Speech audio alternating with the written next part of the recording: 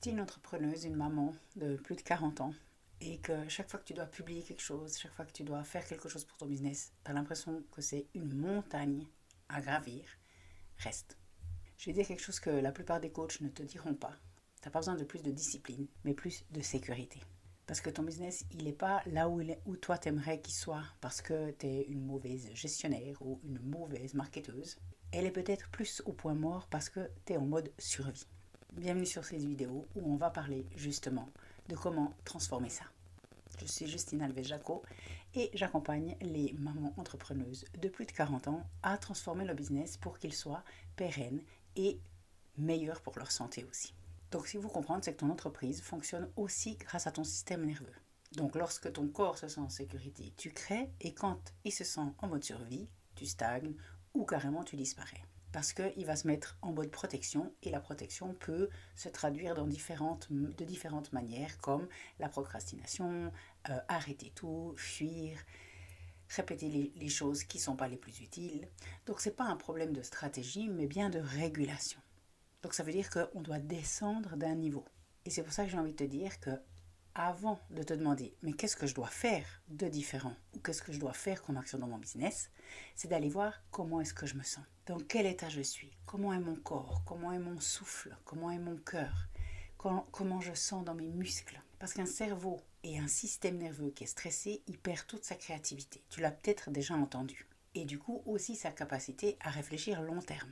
Donc on va être dans du court terme et dans de la frustration. Parce que quand le cortisol, le stress, il augmente, la clarté, elle diminue, ça c'est logique. Et ce qui est vraiment important de comprendre, c'est que c'est une question de biologie et c'est pas de la paresse. Et moi j'ai très longtemps associé cet état où je sentais ce vide, cette non-motivation que j'allais appeler par de la paresse, à dire que j'étais flemmarde, fainéante.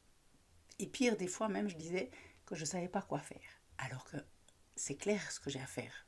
J'ai 4 choses à faire dans mon business, pas plus.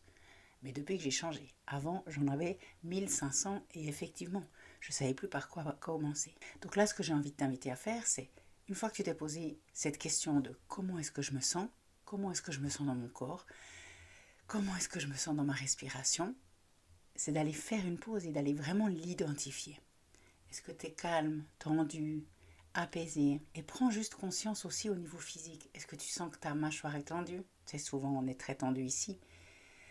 Est-ce que tu sens que tu n'as plus de souffle parce que tu es tout le temps en train de respirer à peine? Parce qu'évidemment, quand tu es là-dedans, tu n'es pas dans un état créatif. Et la plupart d'entre nous, en plus quand on est maman et qu'on a cette fausse impression qu'il faut qu'on fasse vite pour faire tout ce qu'on a à faire, on ne va plus prendre conscience de dans quel état on est, dans quel état est notre corps et notre respiration. Si tu me connais un peu, tu sais que la respiration, pour moi, c'est la clé. Plus tu prends conscience de comment tu respires, mieux tu peux réguler ton système nerveux. Donc l'idée ici, c'est vraiment d'aller stabiliser ton corps avant de t'attaquer dans ton business. Même si on a l'impression qu'on est très active et qu'on y arrive, construire quand on est en mode survie, c'est pas possible. Et si ton système nerveux, il est à un niveau de stress de 8 sur 10, 9 sur 10, tout ce que tu vas faire, ça sera peut-être lourd, ça va se ressentir. Énergétiquement, l'autre, il va ressentir.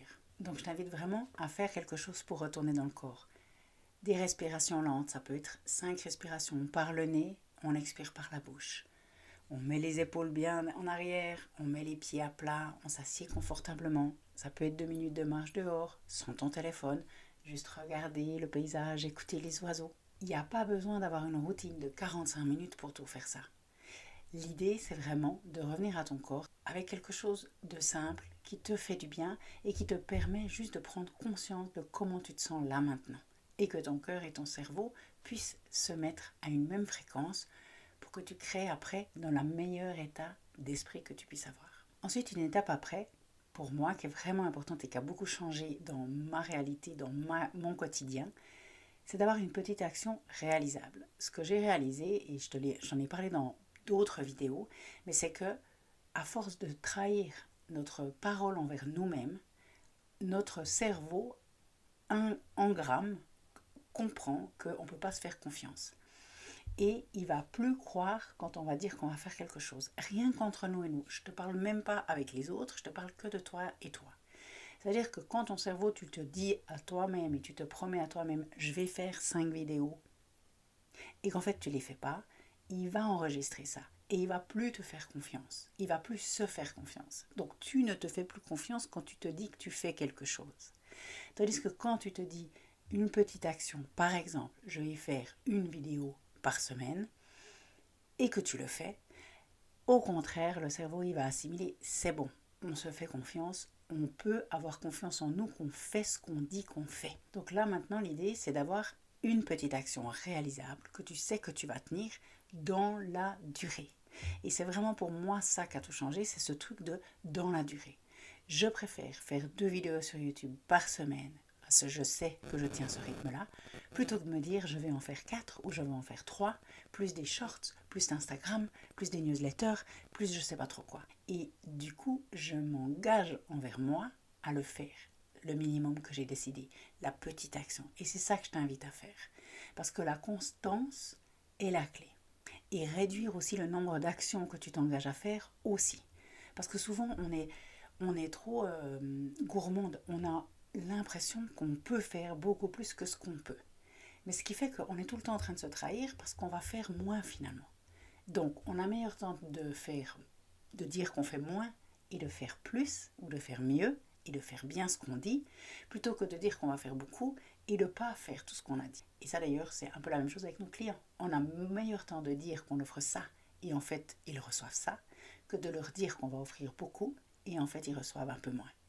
C'est la même chose avec nous. Donc, à toi de choisir. Je t'ai donné un exemple avec YouTube, mais ça peut être avec répondre à des messages privés, ça peut être faire des stories, ça peut être publier sur les réseaux, ça peut être contacter des gens, écrire une newsletter. Par contre, ce que je te demande de faire, c'est d'aller regarder comment se sent ton corps dans son énergie quand tu as fini. Parce que c'est ça qui va être intéressant et important, c'est de faire ce feedback.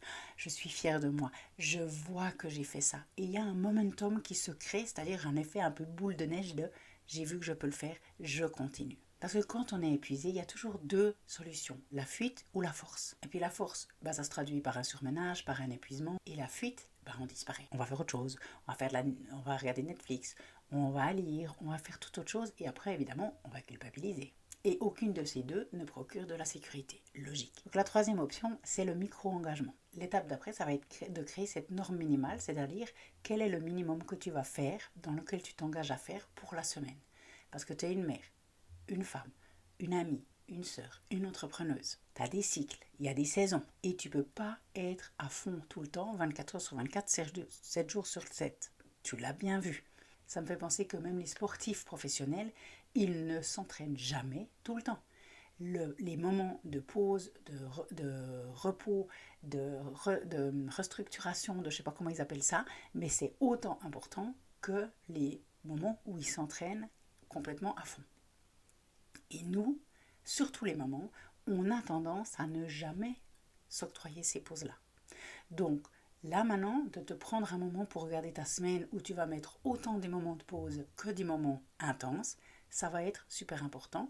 Et dans les moments intenses, tu vas vraiment choisir le minimum que tu t'engages à faire et que tu vas faire tout le temps. Ça peut être en tant que nombre de publications, les conversations, les emails, tout ce que toi tu décides que tu as dans ton business, tu vas regarder, mais tu vas pas mettre un chiffre trop haut, tu vas regarder qu'est-ce que toi tu peux tenir dans le long terme. Et moi, c'est vraiment ce que j'ai fait quand j'ai réalisé que j'arrêtais pas de me dire que j'avais pas de discipline, que finalement j'allais jamais y arriver, que j'étais qu'une grosse flemmarde, qu'une semaine j'étais en pleine forme, puis l'autre semaine c'était la catastrophe. Et en fait, quand j'ai réalisé que mon corps et mon système nerveux étaient complètement épuisés et que c'était pas du tout ma stratégie qui jouait pas, j'ai pu inverser la tendance. Donc j'ai arrêté déjà de me parler mal, j'ai arrêté de m'attaquer moi-même, tout ce que je te parle dans les vidéos sur cette chaîne finalement. Et j'ai commencé à me stabiliser, à regarder, ok, mon corps il a besoin de quoi, comment est-ce que je me sens, qu'est-ce que je vais mettre en priorité.